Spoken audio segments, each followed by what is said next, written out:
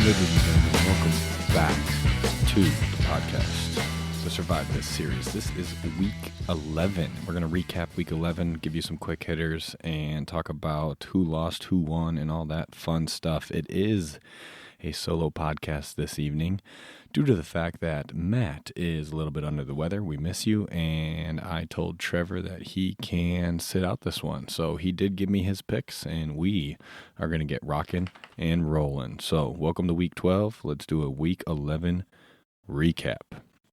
The Broncos exercised their demons against the Chiefs, beating them 22-19 with the win. By far one of the sloppiest games of the season for Patrick Mahomes, by far. The red zone interception was J.J. McCarthy-esque, if you ask us Vikings fans. Well, if you ask Trevor and Matt, they're the Vikings fans. Washington, we have nothing to talk about, so we're just going to keep moving on. Nice to see Bo Nix went off for 295 passing yards.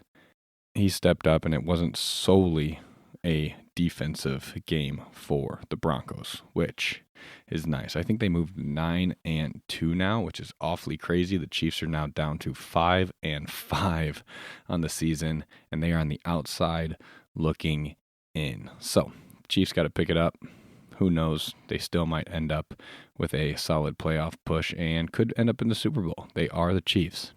Jags, they beat the absolute piss out of the Chargers, 35-6. The Jags rack up 4 rushing touchdowns and hold Justin Herbert to 81 passing yards. Last quick recap from week 11. Darnold crumbles with 4 interceptions and a critical loss against the Rams. Seattle's defense does step up and hold Stafford to a season-low 130 passing yards. Slowing down this Rams team is tough, but they did it. Could Darnold be possibly turning back into that pumpkin and just sailing off into the sunset? Like, well, we're going to throw it in here. Who knows? The two big Viking fans aren't here to discuss a little bit of J.J. McCarthy, but I'm going to just say this about J.J. His timing is completely off. He cannot hit the broadside of a barn. Is it because he's not getting great protection back there? Is it because his wide receivers are dropping wide open passes? Honestly, I don't know. It could be all three brewing a perfect storm right there. But man, when he misses bad.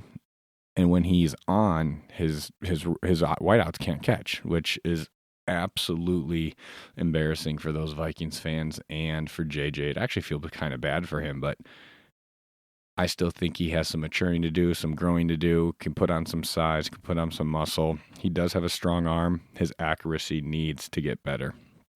Most picked teams this week, Ravens had 11 people pick them. The Ravens won. Pats had 11. Packers had 7. Steelers had 4. Texans had 4. Pats, Packers, Steelers, and the Texans all won. 2 people got eliminated, and I think it actually eliminated them from the pool. Someone picked the Titans. I'll have some hand-up accountability for this one. If you pick the Titans because I said they're going to get their second win, my apologies. Send me a Venmo request. I'll give you $5 so you can go get a coffee so you don't feel as bad if you were actually listening and you picked the Titans because of that reason. Vikings also lost to the Bears on a last-minute field goal. Vikings knocked someone out, and the Bills won, and they had one individual pick them. Some quick hitters for you guys. Jacoby Brissett completes an NFL record 47 passes in a 41-22 loss to the 49ers. You would think if you're slinging it 47 times, you're not going to lose. You're going to get into the end zone at least 4 or 5 times. I think that's a decent percentage when it comes to tossing that rock, but I guess not. 22 points in a loss to the 49ers. Jared Goff goes 2 for 18 in his last 20 passes as the Lions' warts continue against a tough Philly team. Philly's on a roll. Lions are lost. I don't think they have too much of an identity right now. Who knows what's going to happen when it comes to the playoffs with them, but they are definitely not the Lions team of last year. Aaron Rodgers, Matt's favorite player. Rodgers injured his wrist with a win over the Bengals as we get SpitGate 2.0, which overshadowed Rodgers' injury. Jalen Ramsey and Jamar Chase back and forth spitting on each other. I think Jamar Chase is the one who actually spit. Dude, throw some punches. Come on. Fracture a hand, break a knuckle. I don't know. Do something. You're going to get a slap on the wrist. You're going to get a $15,339.33 fine because the NFL fines are absolutely ridiculous. They just make up imaginary numbers. And then you're not going to get a game suspension. And I think Jamar Chase, I saw, he's missing out on like $450,000 due to game checks and bonus checks and pregame bonus checks and all this other stuff. So if you're going to get in a dispute with someone, push and shove. You guys aren't hockey players. You probably can't beat up anyone, but that's okay. Alrighty. I'm going to get into the matchups this week. As you can tell, this week is going to be a little bit faster. There's no banter going back and forth.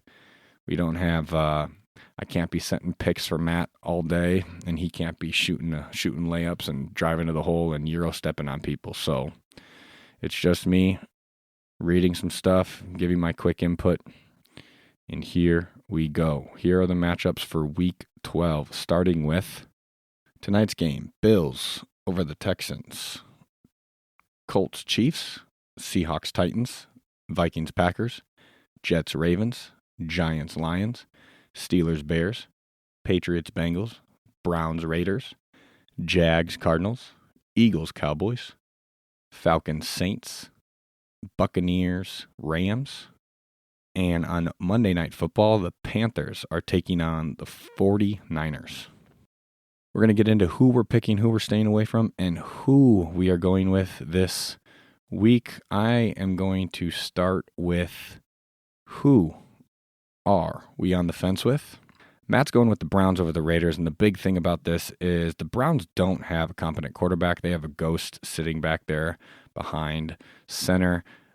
Number 12, good old Sheuder Sanders, does get the nod for this week to start. So the Browns could do who knows what on offense. He's probably just going to be up there flexing his wrist, in my opinion. The Browns' defense, though, is something special. Myles Garrett is definitely running away with Defensive Player of the Year. So we will see. The Raiders are the Raiders. I think they're one of my new teams to always pick against. But this is a matchup of a really good defense and two offenses that don't really know what they're doing. So that is smart, who you're on the fence with. Browns are probably a better pick over the Raiders, I would agree. But that is what Matt is picking. And I'm going with the Bears over the Steelers. The Bears are -3.5. The Bears are up and down. They've been up and down all year. They are winning. They win close games. The old man, Aaron Rodgers, hurt his wrist last week. Caleb Williams and the Bears' offense shows flashes, but the Steelers' defense can dominate a game. But they're both really inconsistent teams. It's a true toss-up. So flip a coin, heads, Bears, tails, Steelers, if you have to go with a team like that.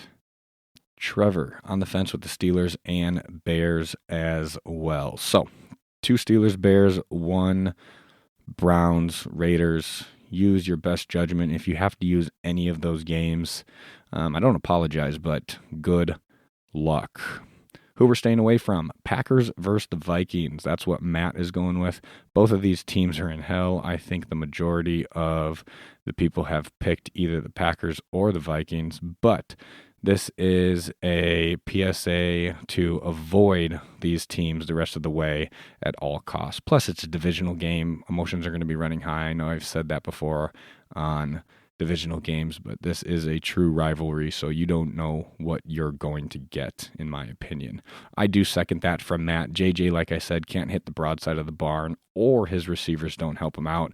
It's a divisional game, and this could be a true toss-up as well. I don't know who is favored in this one, but if you have to pick either of these teams, which I don't know if a lot of people do, stay away. Pick someone else. Maybe go with the Browns over the Raiders, or flip a coin for the Bears and the Steelers.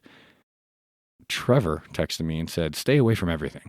Stay away from everything this week. Don't know what that means, but he doesn't like the matchups this week. So pick wisely. It is a survive and advance league now. We're in week 12. We're keep going, so we'll see what happens. And the moment of truth, who are we picking? Matt's going with the 49ers over the Panthers. Mac Jones has been playing great for the 49ers, but Purdy in that offense looks a lot better, and I think he's back in the lineup. He just operates the offense at a higher level. I understand that the Panthers beat the Falcons, but they also lost to the Saints, and they beat the Packers, and they lost horribly to the Bills. So there is the Panthers season in a nutshell. They can beat anyone, and they can probably get their butts kicked by anyone. And it's a Monday night game, so will they fold under the pressure? Here's my PSA, guys. Take anyone playing the Titans for the rest of the season. Now I'm going to add in the Raiders there, and I'm going to throw Washington as a close third. Pick any of those three teams. It's safe to say that if you pick those, you can move on. It is a survive and advance type of time when it comes to the survivor pool. I think there's 39 entries left. You can also pick against the Raiders, like I said. This week's matchup for them is iffy against the Browns, since some of us are on the fence with that one. The Browns have that ghost behind center that I mentioned in Sheuder Sanders, and why not throw Washington in there, because they really, really, really stink. I think Trev's also going with the 49ers pick over the Panthers, but he also mentioned if anyone has the Seahawks remaining, they have a free win. I think the Seahawks are playing the Titans. So there it is. It was a quick one. I really do appreciate you guys tuning in. Matt is going to be back next week. Trevor hopefully is going to be back next week. We do have 2 long-form podcasts that we will be recording this evening, and we will be getting those out to you in the next couple weeks, probably 2 weeks for one and then 2 weeks for another one. It is a NFL and NBA combo episode, and then we have the Diane Warren Awards. That's going to be really fun, and how Matt pieced together that thing. So we will be setting a lot of picks for Matt. Matt's going to be doing a lot of talking. We will hold up our end of the deal like we said we would. So I appreciate it. Like, comment, share, subscribe, do all the fun things. We are approaching over 2,000 downloads. You guys are absolutely amazing.